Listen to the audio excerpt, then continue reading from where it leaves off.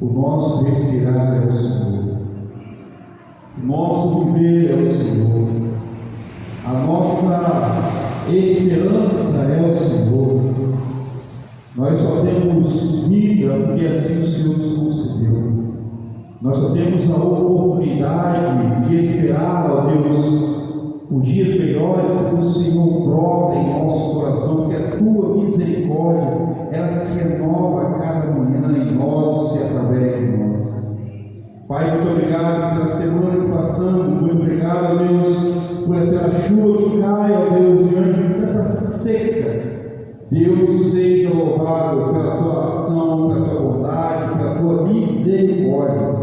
E aqui nós estamos hoje, ó Deus, para declarar que o Senhor é o único digno de receber toda a honra, toda a glória e todo o louvor.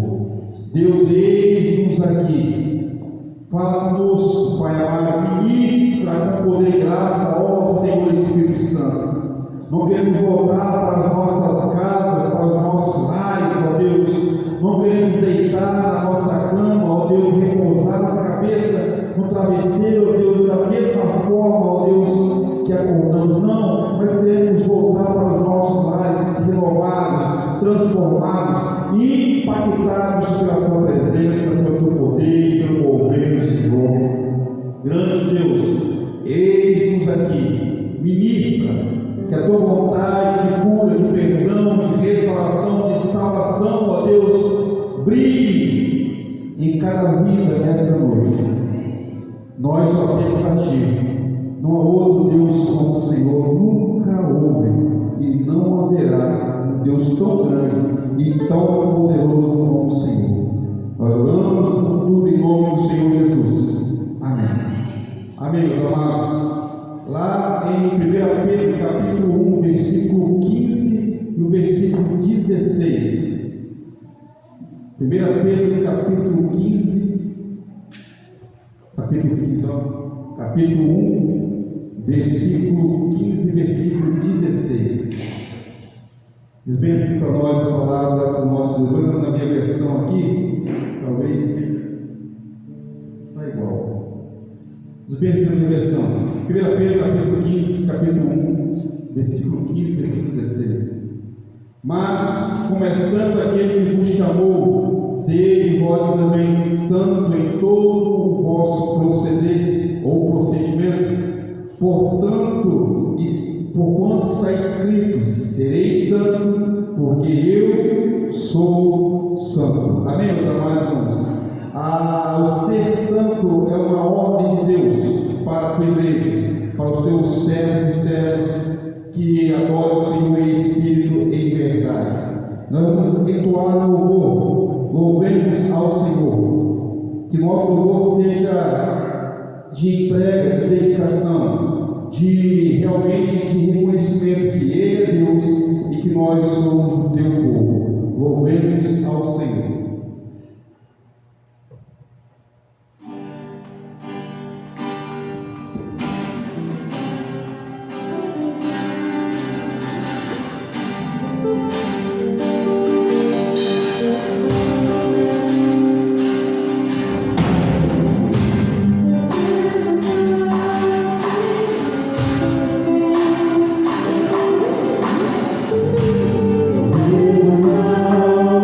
Senhor.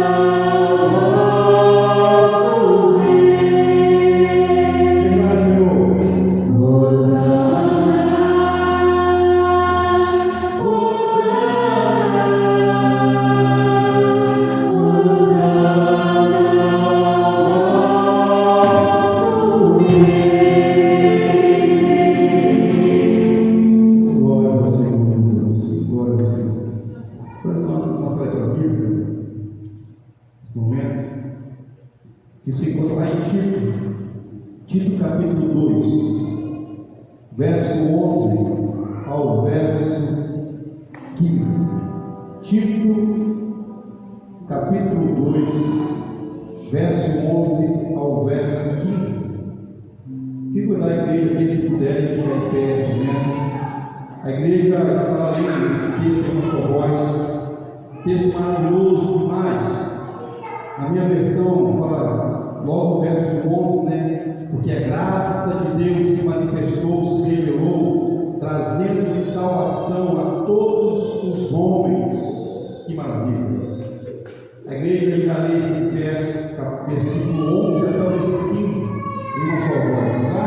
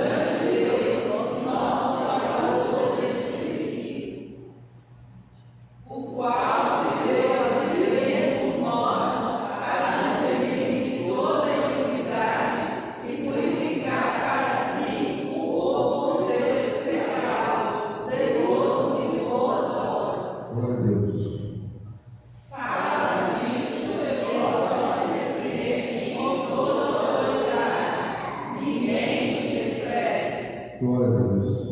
A minha versão também diz, verso 14, que se deu a si mesmo por nós, para nos ferir de toda a iniquidade e purificar para si, separar para si um povo todo seu, zeloso de boas obras. Amém, meus amados irmãos? Nós vamos, nesse momento, cantar o hino 366, firmeza. Em nada ponho a minha fé, senão na graça de Jesus, no sacrifício remidor do sangue do bom Redentor. Nesse momento, os irmãos que estiveram preparados para também dedicar ao Senhor os seus dízimos e as suas ofertas com gratidão, possamos fazer isso. Quando nós irmãos cantamos esse hino 366, firmeza, os irmãos têm a oportunidade de adorar o Senhor com os seus dízimos e com as suas ofertas.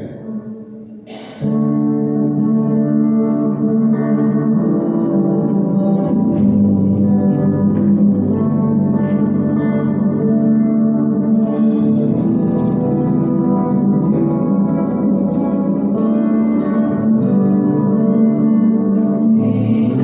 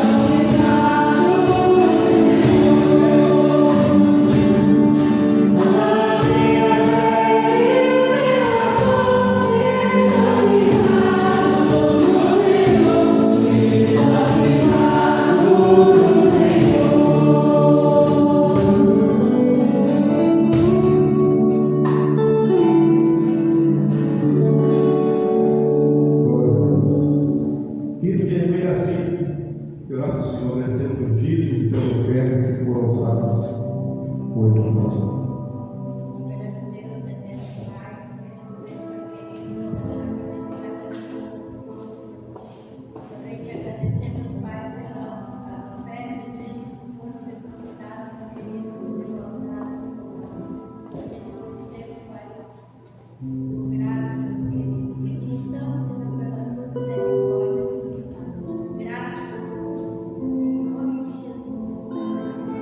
Amém.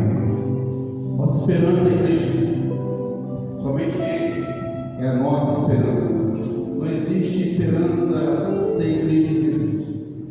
Não existe a eternidade se não for através de Cristo. Não existe perdão se não for por meio de Cristo. Não existe redenção sem Cristo. Não existe justificação sem Cristo. Não existe eternidade sem Jesus. Só tem a Ti. Essa é a mensagem dessa canção.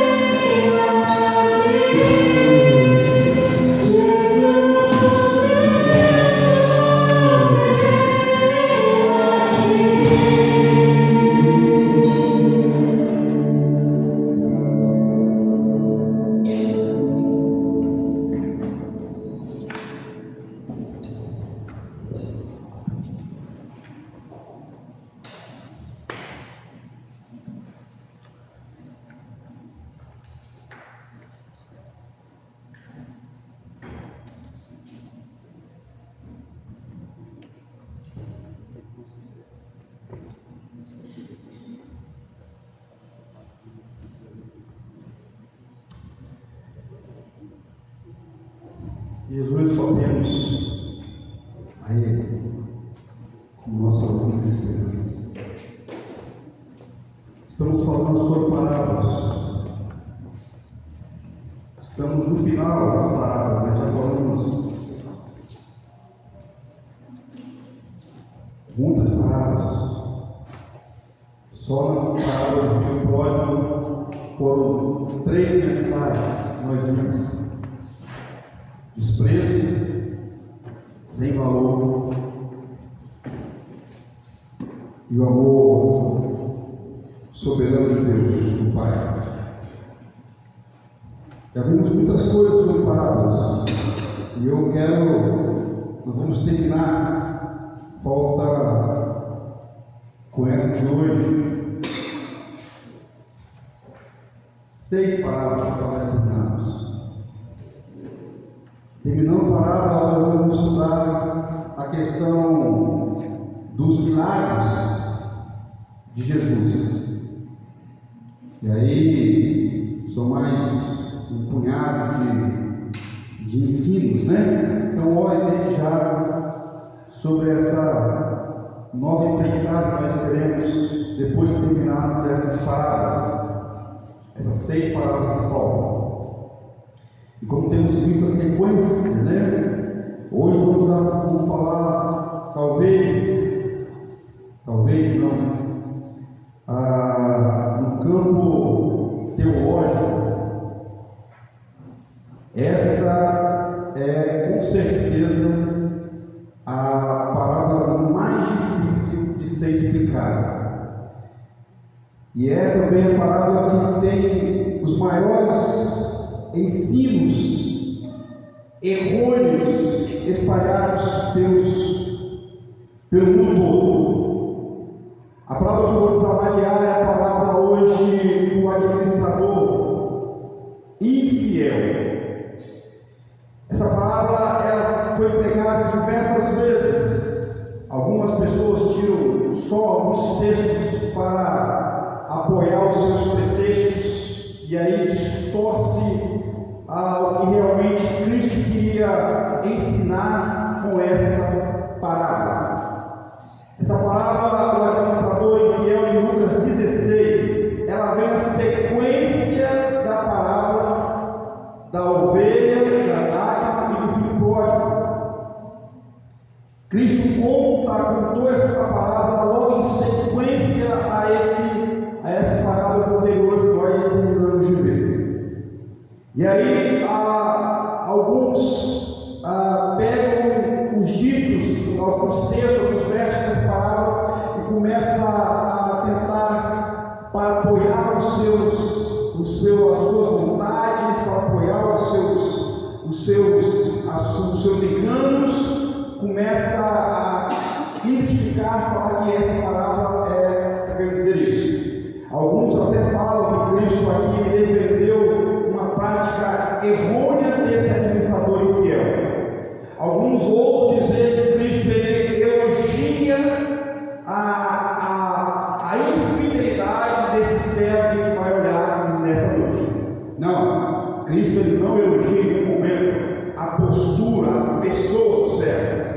Quando traz a expressão que Cristo admirou-se ali devido em momentos de crise que ele estava passando, que a gente vai ver, ele consegue agir rapidamente para que a consequência do seu erro não seja tão drástica assim. O tema dessa mensagem, o tema contido nessa palavra que hoje nós vamos trabalhar, meus amados irmãos, é ser fiel em tudo. E aí não quero desde já vou descartar aquela possibilidade de você falar assim, hoje o pastor vai falar sobre dinheiro. Os irmãos sabem que eu não falo sobre isso. A Bíblia vai falando para os irmãos. Eu não me prendo a essas questões. Hoje o pastor vai falar sobre dízimos e ofertas. Também não. Vou falar sobre a questão da fidelidade. Às vezes nós e alguns líderes religiosos, alguns pastores, acham que o quesito de fidelidade está relacionado a 100% com a entrega de dízimos e de ofertas. Não é isso. Como eu já falei aqui, vou falar novamente, e vou repetir novamente, e vou falar enquanto tiver vida. Dízimos e ofertas não é obrigação, é gratidão. Se eu entrego meu dízimo e oferta sendo obrigado, é melhor que você não faça. Guarde ele. Faça o que quiser com ele. Dízimos e ofertas têm que ser entregue por gratidão. Eu sou grato a Deus por tudo que Ele me dá. E aí eu entrego meu coração jubilante, alegre. E em nenhum momento, como alguns ousam dizer, o dízimo e oferta para alimentar o pastor, de modo algum. E os irmãos sabem como que eu tenho temor e tremor com essas coisas. Os irmãos da igreja sabem disso. A liderança da igreja sabe disso. Longe de mim lançar mão de alguma coisa que não me pertence. Os irmãos sabem disso. Algumas pessoas acham que existe ser fiel está restrito a isso. Meus amados irmãos, quem pensa dessa forma, você está em sérios perigos. Porque o ser fiel ao Senhor é em tudo. A gente vai observar na palavra desse administrador infiel, a conduta dele. Vamos ver alguns ensinos que Cristo quer destacar para o seu contexto, para os seus discípulos, primeiramente, para mostrar para eles que a caminhada deles, independente da situação, tem que ser uma caminhada de fidelidade, independente se tem farturas ou se não tem farturas, independente se tem sorrisos em nossos rostos, em nossos lábios, ou se não tem, independente se tem abundância ou se não tem, independente se tem prisões ou muitas vezes perseguições, como foi o caso de muitos homens e mulheres contidos na Bíblia e na nossa atualidade. Nós temos que ser fiel ao Senhor. A igreja que se preza, uma família cristã que se preza, um homem e mulher que se preza ser declarado em dizer que é cristão, que serve a Deus, ele tem que entender que a fidelidade ela tem que estar na ponta da sua caminhada em todo momento. Claro que somos falhos, pecadores, e vamos falhar muitas vezes, mas isso não é desculpa para nós não sermos fiéis ao Senhor. O cair é do homem, o falhar é do homem, o pecar é do homem, mas levantar, a continuidade é Deus que nos orienta a fazer. Ele nos levanta e fala: continue a caminhar, continue firme, não ceda às pressões. Olha o que diz o texto, Lucas capítulo 15, capítulo 16, Lucas capítulo 16, versículo 1 até o verso 13. Diz bem assim, Paulo, acompanhe comigo. Disse Jesus também aos discípulos: havia um homem rico que tinha um administrador. Olha como é que isso começa. E lhes foi denunciado com quem estava a defraudar os seus bens. Então, mandando chamar, disse: que é isso que ouço ao teu respeito? Preste conta da tua administração, porque já não podes mais continuar nela. Disse o administrador consigo mesmo: que farei? Olha como é que ele se depara agora. Ele fala: que farei? Pois o meu Senhor me tira se o meu Senhor me tirar a administração. Trabalhar na terra não posso, não sei. Também mendigar tenho vergonha.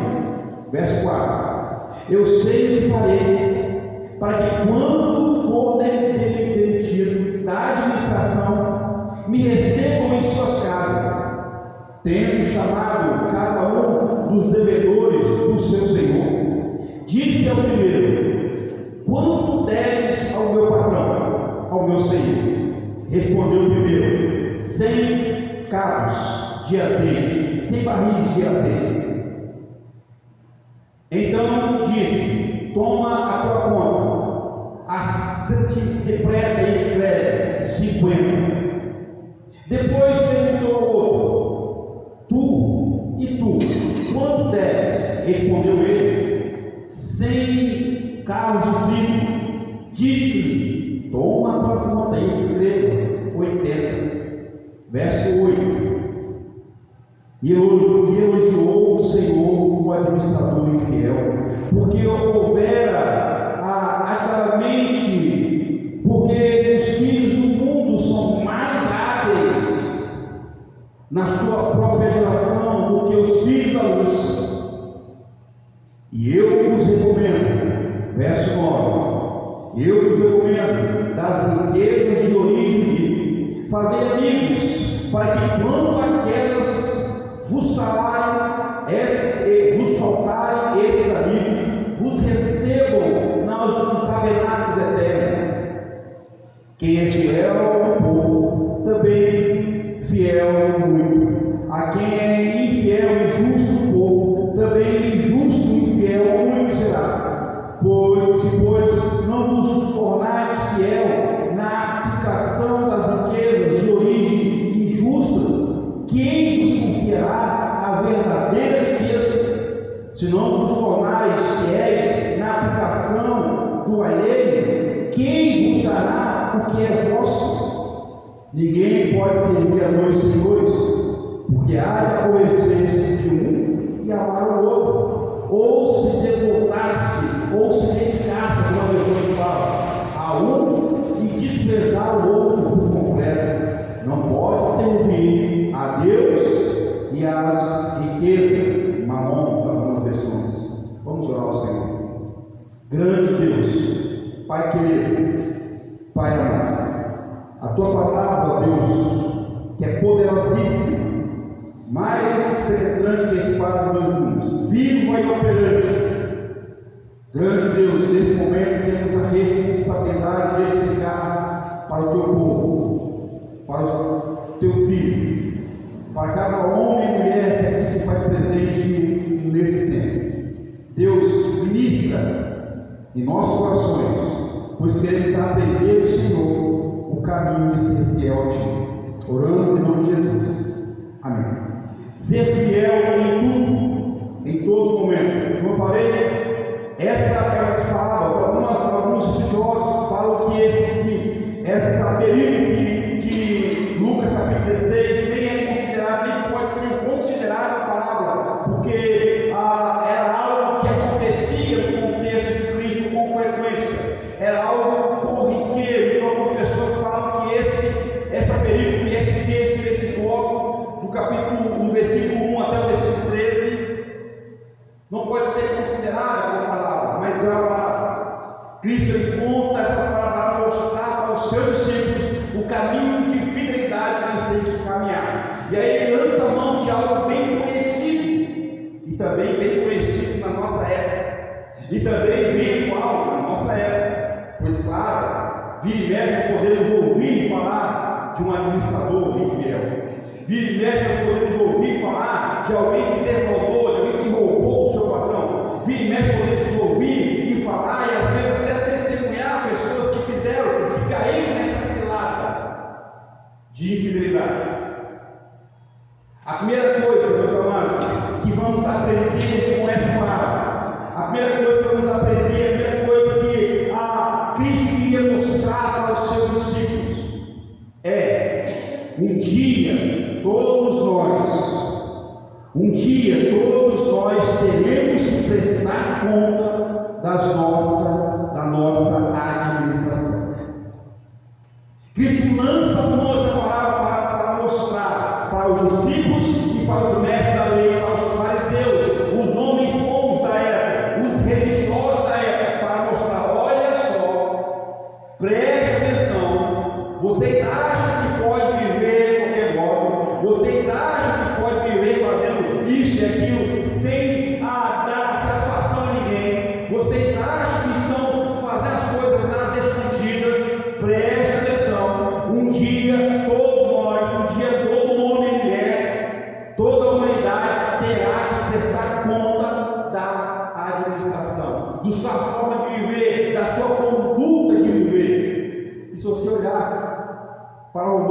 capítulo 14, versículo 12, diz bem assim lá: cada um de nós prestará conta a si mesmo a Deus. Se você olhar para Eclesiastes capítulo 12, versículo 14, vai falar a mesma coisa, e fala mais, por boas e por más. Se você olhar para Romanos capítulo 2, versículo 6 a 11, fala também sobre a questão de prestar conta. 1 Coríntios, capítulo 5, versículo 10, vai falar assim: que todos nós, todo homem e mulher, um dia estará perante o tribunal de Deus e terá que prestar conta de tudo que fez. Meus amados irmãos, fujamos dos caminhos fáceis da infidelidade. O caminho da infidelidade é um caminho fácil demais, é um caminho atrativo, é um caminho que muitas vezes nos desperta para fazer, nos desperta prazer, alegria, nos desperta interesse, porque é um caminho que vai fazer brilhar os nossos impulsos carnais. Eclesiastes capítulo 12, como eu falei, verso 14, ele fala bem assim: ele fala que um dia tudo o que fizemos de bom ou de ruim será posto diante de Deus, diante do grande juiz. Tudo de bom que nós fizemos e também de ruim, um dia todos nós teremos que prestar conta dessas coisas.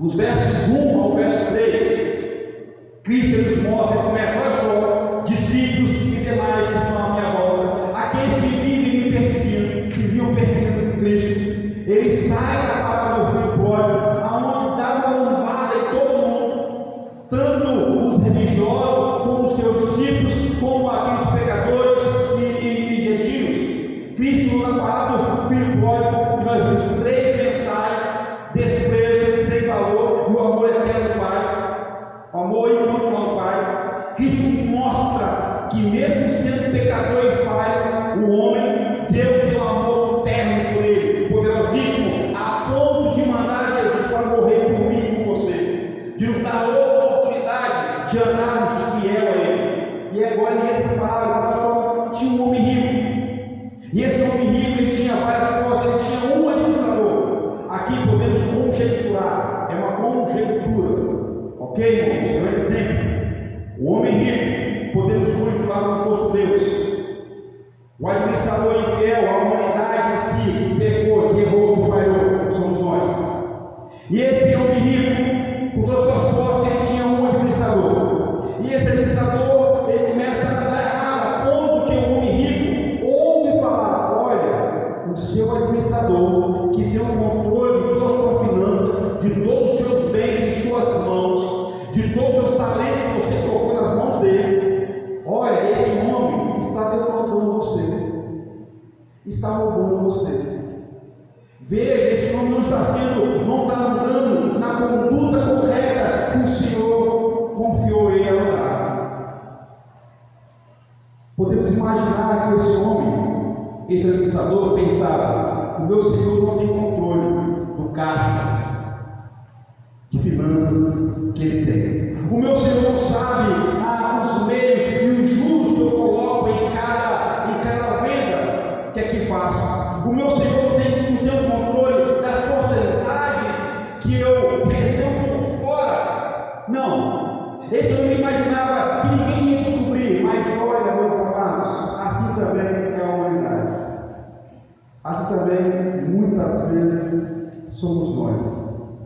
Em fazer coisas erradas e achar bem assim: ninguém está vendo. Em pensar bem assim: estou tão escondido, aqui ninguém me acha. Em achar bem assim: aqui, duvido que alguém me conhece. Talvez, não a mim, mas olha, como diz Hebreus capítulo 4, tudo perante o grande juiz, perante o meu Deus, tudo ele observa. Como diz Apocalipse, capítulo 2, capítulo 3, Cristo anda no meio da igreja, observando tudo. Como diz o versículo capítulo 2 de Apocalipse, versículo 1, versículo 2, os olhos de Cristo são como tochas de fogo em observar todo mundo. Eu posso esconder todo mundo, menos Deus. E um dia, todos nós teremos que prestar conta a Ele. Esse homem imaginava, nunca ninguém irá me descobrir, mas olha, a reação dele, quando o homem chama, o dono chama: vem cá, meu servo, estou sabendo aí, bateu no meu ouvido aí, o murmúrio, os murmurinhos, as fofocas estão girando aí, que você está me roubando. Faz o seguinte, você acha? Traz um livro caixa para mim, e eu vou conferir tudo. E aí no verso 3 ele fica desesperado e fala: o que eu vou fazer? Não sei trabalhar na campo. E mendigar? Tenho vergonha. A consequência desse matéria agora, Cristo trouxe essa palavra para eles, para os discípulos e para nós, meus amados, para trazer à mente que nada fica oculto perante Deus. Não ficou oculto na época de Cristo, não ficou oculto antes de Cristo, não ficou oculto na época dos profetas, ninguém ficou oculto. Se os irmãos observarem a história da humanidade desde a queda, o homem tem tentado esconder-se de Deus, e Deus observa tudo. O que você está fazendo aí? Caim, cadê o seu irmão? Moisés, por que você fez isso, Moisés? Abraão pegou, por que você fez isso? Por que você pegou Abraão? Por que você pegou, duvidou de mim, Abraão? Todos, Davi, no alto do seu escalão, o seu poderio todo, ganhou tudo. Não vou mais na guerra, ganho tudo mesmo, ficarei em casa. E aí o pecado cai sobre Davi. E aí ele orgulhosamente escreve uma carta de assassinato, chama Joabe, seu general, fala: Joabe, chega mais, pega essa carta de assassinato. Joabe lê a carta do rei Davi para Joabe, coloca Urias na frente da batalha mais forte, porque esse tem que morrer. Urias morre. Davi pensa: tudo isso está escondido. O erro da questão do infiel, o erro de Davi. Deus manda um profeta lá do interior, e o profeta treina: farei o quê? Falar o quê perante Davi, o grande rei? E Deus fala assim: fala isso. E o profeta fala: Davi, isso, por tua palavra. Davi fica furioso. E o profeta olha para a cara dele e fala: tu és esse homem que mandasse matar a única ovelhinha daquele homem pobre chamado Urias. Um dia, todos nós estaremos perante um grande tribunal e teremos que prestar contas. A segunda coisa dessa palavra, meus amados irmãos, que nos ensinam nessa noite. A segunda coisa: saibamos manusear com prudência os recursos que recebemos de ser o Senhor. Sabemos manusear, aprendemos a manusear com prudência os recursos que recebemos. Verso 4 ao verso 7. Esse homem, quando ele descobre que o dono da sua propriedade, o Senhor dele, descobre que ele está roubando, ele fica desesperado. Só que esse homem era um hábito, ele tinha o conhecimento de manusear tudo com prudência, mesmo que agora ele seja errado, mas ele sabia aonde fazer, o que fazer. Às vezes nós que nos dizemos que somos religiosos, dizemos que somos cristãos, dizemos que somos salvos em Cristo Jesus, dizemos que somos homens lavados e remidos pelo poder de Deus, nós não sabemos manusear com prudência os recursos que recebemos do Senhor. E aí entra aquela questão do dízimo e oferta. As pessoas acham, e aí eu falo para os cristãos, os irmãos que estão a nos visitar não reconhecer Cristo como seu único e Salvador, eu clamo que essa seja a melhor atitude para que você hoje faça isso. Entregue sua vida ao Senhor em mundo de vida e aprenda que Jesus é o melhor para você e para a sua amiga. Mas nós já passamos pelo batismo, e nós já fizemos a profissão de fé, e nós na profissão de fé declaramos: não, eu apoio os dízimos e as ofertas. Isso, irmão, é o que nós falamos na profissão de fé. E muitas vezes nós, na atitude, na ação, achamos errado. Achamos que o termo de dízimo e oferta é só entregar a 10ª parte e acabou. E as 90% que eu tenho, eu posso fazer o que eu bem entender. Queridos irmãos, dízimo aqui, a fidelidade não é restrita a dízimo, é o seu olhar, é o seu ouvir, é o seu sentir, é o seu toque, é o seu caminhar, é o seu tempo. Muitas vezes a igreja cristã perde tempo com balelas, com imoralidades, com filmes terríveis, profanos, novelas nojentas. Você está sendo infiel, porque você está usando o seu tempo, que é tão precioso e curto, como diz Eclesiastes, o tempo é rápido demais, e como diz Tiago, capítulo 4, a vida é uma neblina que aparece e sumiu, e foi embora. A juventude, a adolescência, não, eu estou no vigor da minha força. Eu estou na minha juventude, o testosterona altíssimo. E aí começa a achar que o valor disso tudo é viver a vida sem Deus e sem Cristo. Perdeu tempo. Queridos amigos, queridos irmãos, fiel a Deus é saber, é aprender a manusear tudo com prudência o que recebemos, o ar, a vida. Os dízimos de oferta, sim, também. E também o que sobra. E aí nós gastamos tudo e ficamos devendo os outros. E aí lançamos nossos irmãos no Serasa. E aí o Banco Central fica desesperado, ligando 24 horas para você. E aí as operadoras de cartões ligam incessantemente. Eu sei que muitas vezes nós passamos por dificuldades, é normal. O que não é normal é eu saber que eu não tenho condição de pagar aquilo e eu fazer a conta.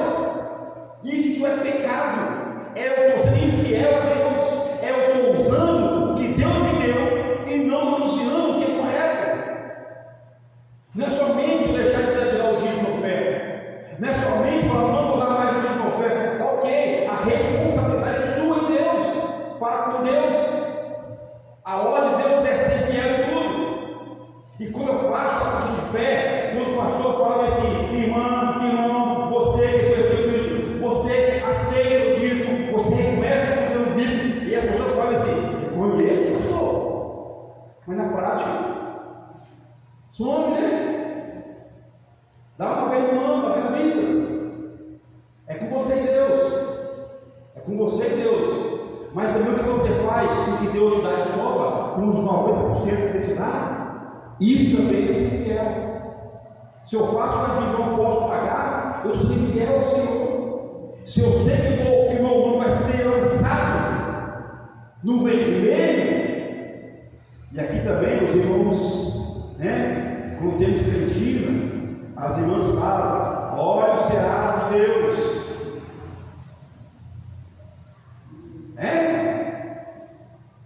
E algumas pessoas pegam até o nome do pastor lá, o pastor, fui ver, eu falei: meu Deus do céu, ninguém estuda ainda, aí vai estar lá. Aí eu falo para os filhos, né, que vou lá ver o pastor com a mão desse tamanho, eu falo Luciano, Daniel, para quem seja isso aí, eu falo: pastor, quando eu pegar aqui o seu nome, irmãos, saibamos manusear com prudência os recursos que recebemos.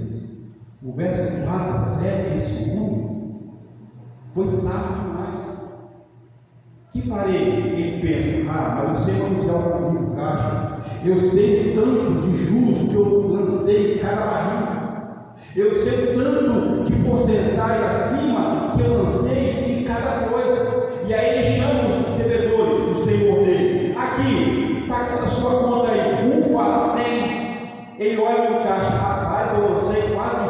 100% de juros aqui. Ele vai e tira os juros. Na verdade, o cara só devia 50 ao senhor dele. Então você paga 50, está tudo quitado. Porque o senhor ele vai olhar e vai ver que é isso mesmo. E chama o segundo. Aqui você devia quanto aí? Rapaz, eu devia tantos. Ele fala aqui, fala o seguinte, coloca 80 aí. Porque o justo é maior, ele tirou os justos fora e deixou consertar o valor certo de cada produto.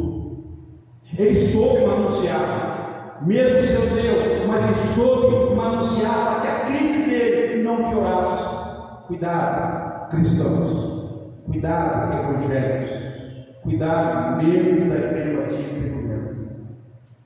Cuidado, muitas vezes nós temos que ser fiéis a Deus. Acho que estou dando uma fidelidade e muitas vezes estou sendo fiel, gastando tempo, não dando valor ao que nós temos, a vida, as amizades sérias, comprometidas com o Senhor, ao trabalho da igreja, na igreja e com a igreja, ao empenho, à dedicação das obras do Senhor, nas coisas para o Senhor, ao perdoar um ao outro, ao se doar um ao outro. Cuidado, isso também envolve a fidelidade. A terceira coisa que aprendemos nesse verso, veja, o primeiro, Deus observa tudo. Um dia todos nós teremos que prestar conta a Ele, todos nós, independente da minha crença, todos nós estamos perante o tribunal de Deus. Creia em você ou não. Segunda coisa que nós vimos, aprender a manusear as coisas com prudência. A Bíblia fala que decência e ordem. A terceira coisa, use tudo, veja só, usemos tudo de forma fiel para com o Senhor, olhando sempre para a eternidade. Vou repetir o seu ponto. Cristo nos mostra também isso. Use tudo de forma fiel, olhando sempre para a eternidade. E aí vemos dois versos que as pessoas ouçam dizer que Cristo estava elogiando o administrador infiel, o que ele fez de errado. Não. Cristo em nenhum momento elogiou, pelo contrário, ele chamou esse administrador infiel. Tinha um homem rico que tinha um administrador infiel. Cristo ele não amou, ele não falou que esse homem era fiel, era prudente, ele disse, não. Ele falou, ele é infiel. Mas o que ele fez para sair da situação é coisas que nós, que a igreja, ele fala, meus discípulos, aprenda a fazer tudo, a usar tudo de forma fiel, mas sempre olhando para a eternidade. Não tire o foco do Senhor, não tire o foco de Deus, não tire o foco da eternidade, porque no dia que você tirar o foco, tudo que você acha que é fiel será errado. É isso que está falando. Olhe para a eternidade, tenha o coração no Senhor, entregue ao Senhor, tenha tudo dedicado ao Senhor, e aí você está contemplando a eternidade. É isso que está falando. O verso 9, meus amados, como eu falei, Cristo não elogia a conduta errada do administrador infiel. Antes, ele elogia o agir sábio, o agir esperto dele para sair da situação. Porque se ele não fizesse isso, ele ia estar em mais pessoas. Cristo elogiou a ação rápida, o agir rápido. Por quê? Porque ele sabia manusear muito bem as coisas. Se eu não sei manusear, eu de modo algum eu vou saber usar de sabedoria fiel para sair de uma situação difícil. E ele fala nesse verso 8, aí vem o termo, o verbo, né? Ele, a voz de Cristo, elogiou o Senhor, o administrador infiel, porque se houver ativamente com sabedoria, porque os filhos do mundo são mais hábeis na sua própria geração do que os filhos da luz. O que significa isso? Os filhos esqueci. Os filhos do mundo na sua própria geração. O que significa? Porque o homem, meus amados irmãos, a humanidade sem Deus, ela consegue olhar o que está à sua frente, o que está do seu lado, na geração seguinte, ou seja, de homem para homem, de mulher para mulher. É isso, ele não tem olhar para a eternidade. Ele olha aqui, a esperança dele, como cantamos o hino, a esperança dele não é em Cristo, não é na eternidade. A esperança dele é um dia de cada vez. A esperança dele é eu suprir as minhas necessidades pela bondade de um amigo, de uma pessoa que trabalha assim. Ele tem o seu olhar centrado no mundo, não em Deus. É por esse motivo que ele fala: os filhos do mundo são mais sensatos, mais prudentes, porque olhar para essa geração, que os filhos da luz. Por qual motivo isso? Cristo faz uma distinção entre o cristão, o verdadeiro cristão em Cristo, o discípulo dele, porque o discípulo dele tem que se focar na eternidade. E isso não quer dizer que eu tenho que estar cego para o que está acontecendo no meu dia a dia, na minha vida, na minha conduta, na minha família, no meu trabalho. E isso não quer dizer que eu não posso correr atrás dos meus sonhos. E isso não quer dizer que eu não posso andar de prudência, agir sabiamente, sem defraudar ninguém. É isso. E aí as pessoas acham que, eu sou cristão, agora eu preciso mais nada. Não é isso que eu estou falando. Olha o verso 9, é que isso fala. O verso 9 ele fala: e eu, Cristo vai falar, eu recomendo a vocês das riquezas de origem humilde. Aí as pessoas confundem. Fazer amigos, para que quando aquelas vos faltarem, esses amigos vos recebem no tabernáculo eterno. O que está querendo dizer aqui? Queridos, é exatamente isso que eu falei no capítulo 3. Usar tudo de forma fiel, olhando sempre para a eternidade. A igreja, o cristão, tem que entender que eu sou salvo em Cristo. Amém, irmãos? Mas eu vivo aonde? Ainda. Aonde? Quem falou? No mundo. E esse mundo é um mundo correto? Não. É um mundo cheio de falhas, limitações. Eu trabalho com homens e mulheres corruptos. Trabalho mesmo. Homens e mulheres orgulhosos, presunçosos, prepotentes. O que está querendo dizer aqui, no verso 9, Cristo está querendo dizer o seguinte: faça tudo de forma fiel. Faça tudo. Use os recursos, mas de forma fiel.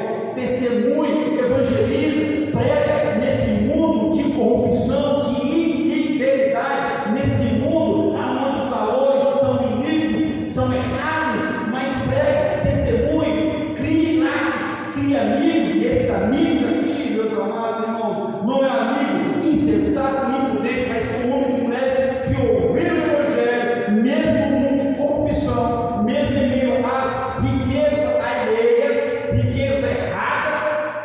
Mesmo assim, eu prego o Evangelho, a pessoa ouve, e essa pessoa, um dia, ela me receberá no tabernáculo, ela me agradecerá pelo Evangelho pregado.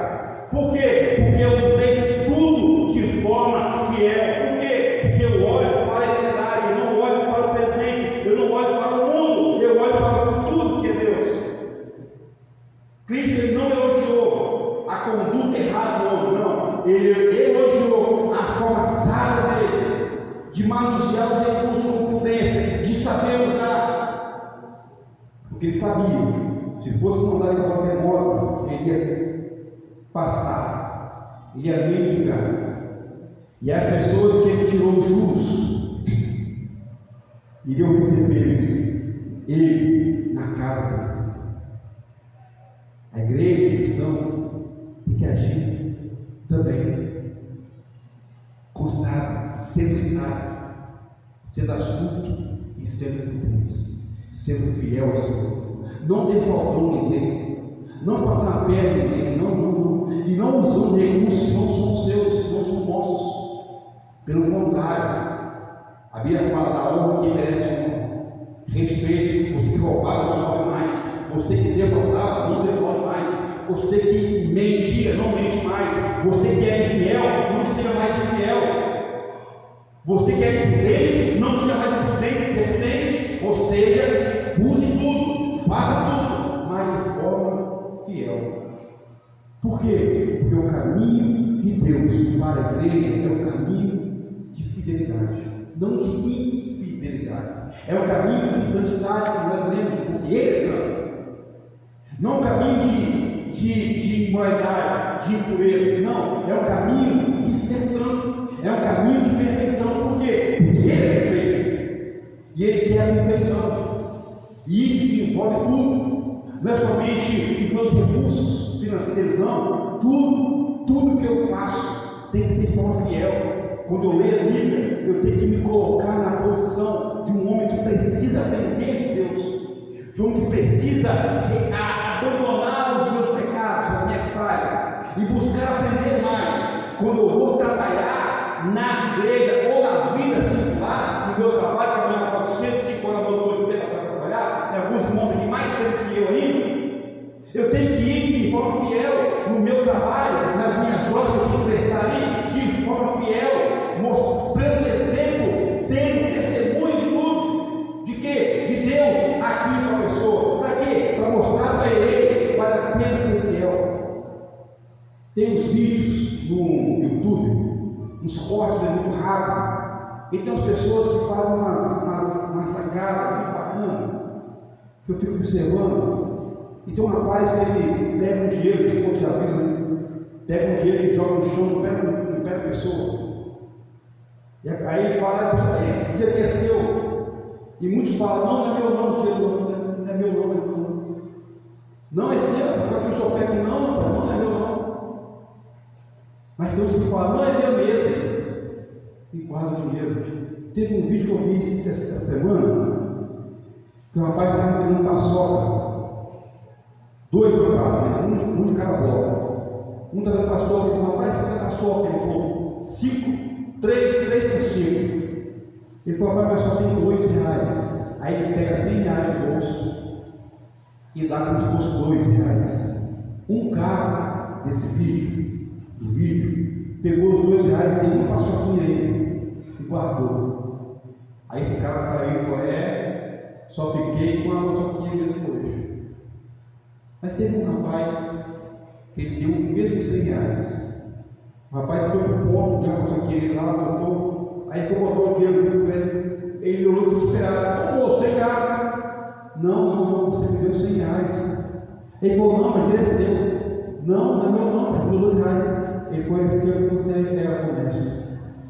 Que você foi justo.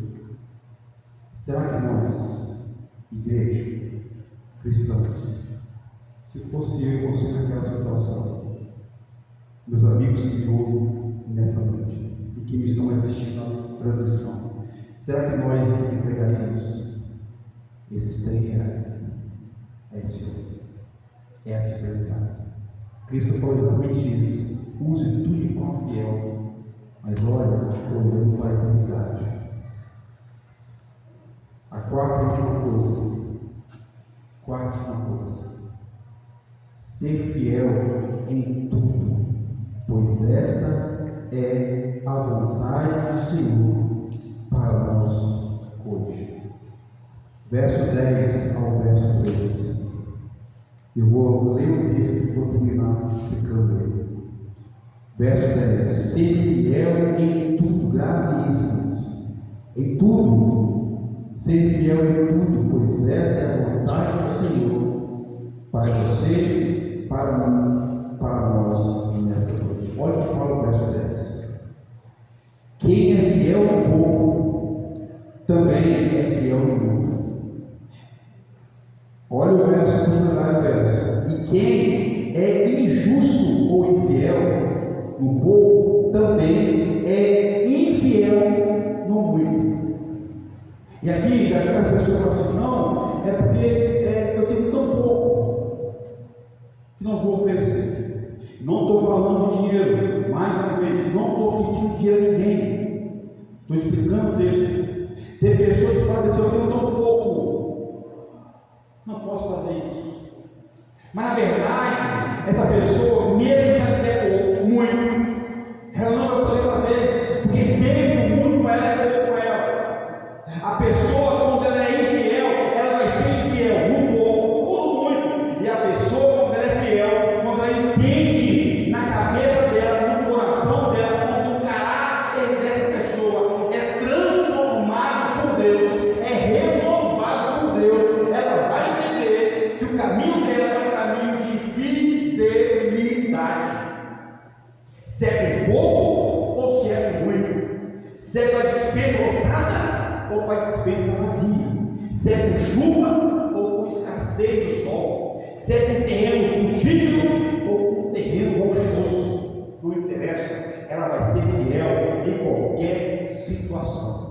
Olha a continuação do texto, olha o verso 11: se pois não vos tornares fiéis na aplicação das riquezas de origem justa, quem vos confiará a verdadeira riqueza? Olha o que Deus está falando. Se eu não consigo manusear aquilo que outrora era injusto e com fidelidade, quanto mais o que é verdadeiro, o que é genuíno, e aí entra todos os requisitos, dons, talentos, as oportunidades, a disposição, a alegria, o sorriso, a vida.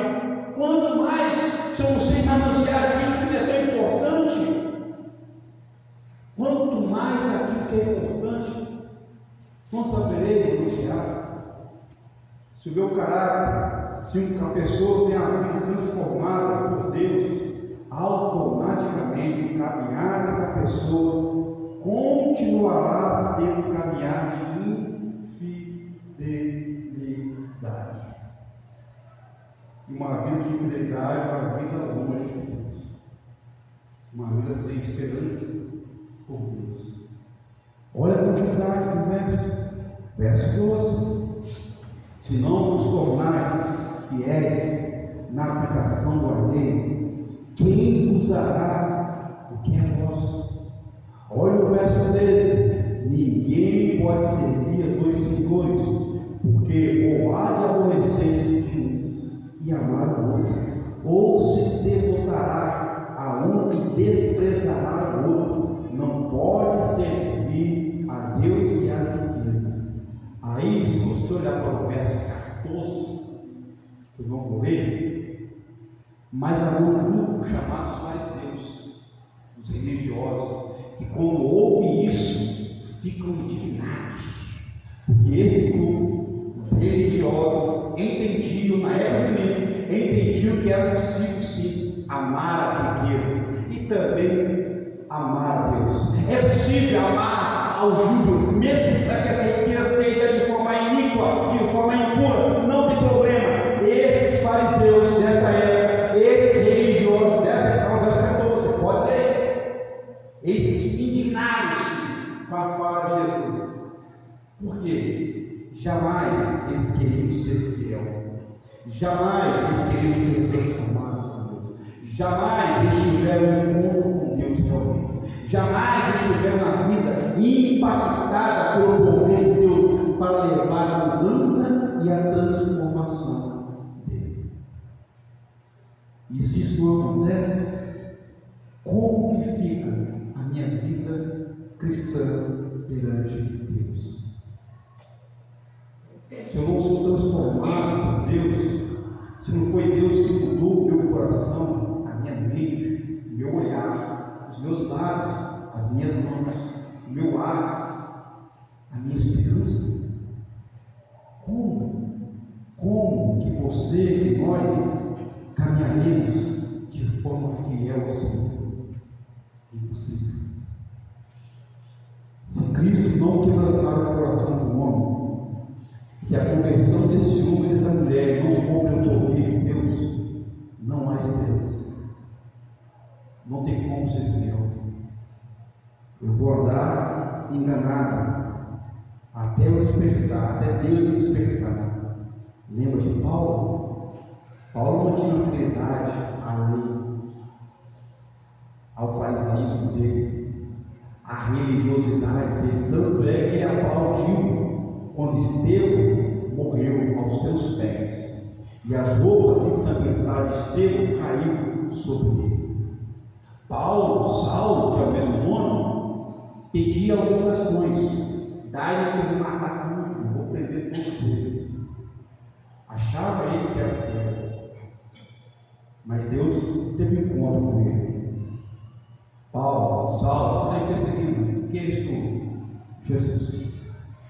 E olha a mudança de vida, de caráter, de personalidade, de fidelidade de Saulo em Paulo.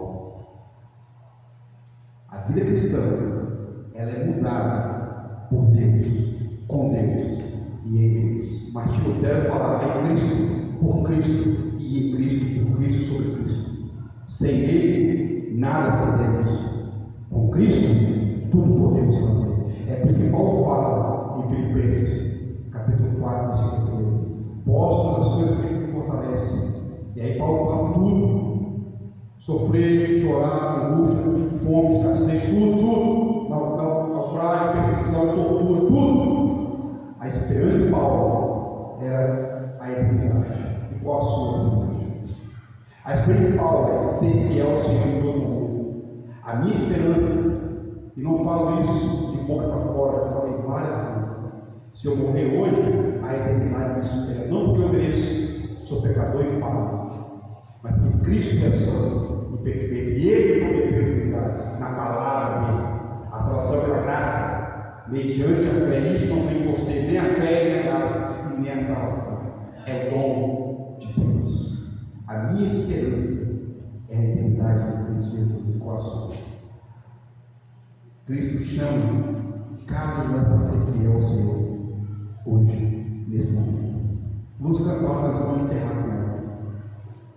8h40, 8h39, eu sei que eu passei um pouquinho, mas vamos cantar a canção.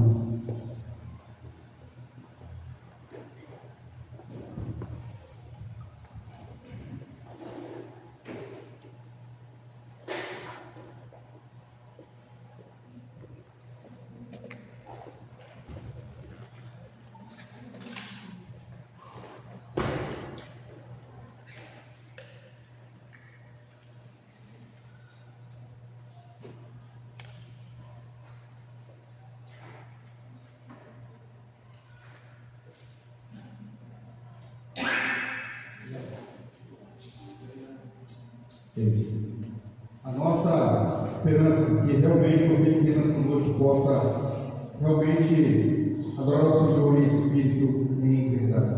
Essa música não é uma pílula, mas é uma convocação para mim e para você essa noite, realmente adorar o Senhor em espírito e em verdade. A música foi conhecida, que você possa entoar com alegria e com a sinceridade de Deus.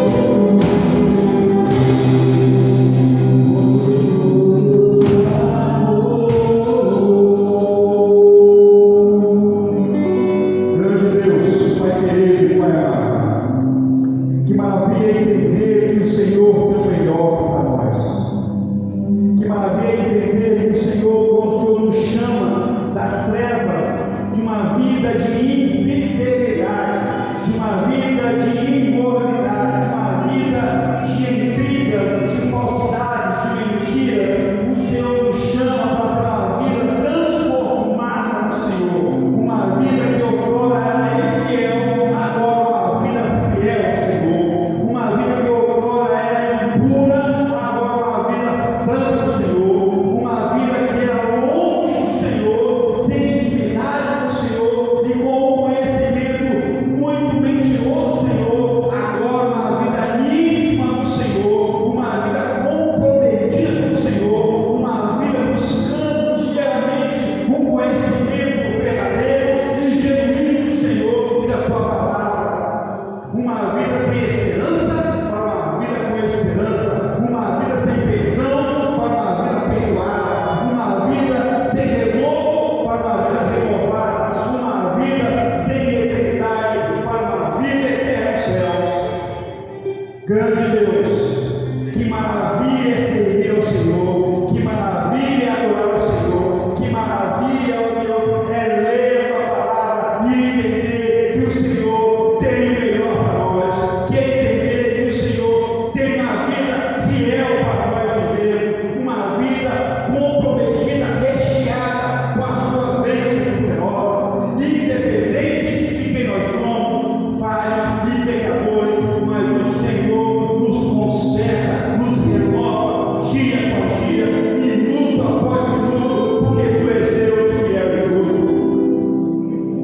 Grande Deus, eu não sei como tem vivido cada homem e mulher aqui nesse momento.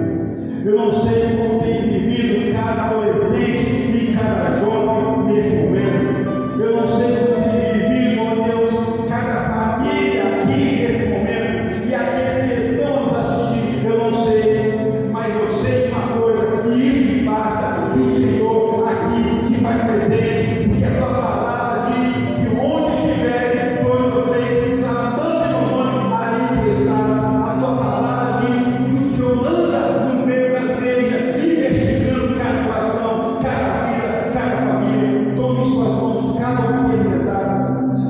Tome em suas mãos cada lar. Tome em suas mãos as lutas e as dificuldades. Tome em suas mãos, ó Deus, os enfermos. Tome em suas mãos, Deus, os desempregados. Tome em suas mãos os infiéis. Tome em suas mãos, ó Deus, aqueles que ainda andam distante do Senhor. Deus, tem misericórdia. Tem misericórdia. Abra os olhos nessa noite. Abra os corações. Despedaça a alma. Despedaça o íntimo. O íntimo. Troca o coração de pedra que não é nosso por um coração de carne renovado em Cristo Jesus. Permita-nos, Deus, te adorar em espírito e em verdade. Permita-nos te exaltar em espírito e em verdade. Permita-nos conhecer e prosseguir em conhecer ao Senhor. Não queremos mais viver de forma aquém do teu Evangelho. Não queremos ser somente mais um religioso no meio da multidão que um dia ficará para trás. Não queremos ser mais um desses. Queremos ser jovens, adolescentes, crianças, pai, mãe. Queremos ser famílias íntimas com o Senhor. Eu boto cada um de nós em tuas poderosas diante do Senhor. A palavra do Senhor foi ministrada. A conversão pertence a ti. Eu coloco em suas mãos. E agora, Deus, que o amor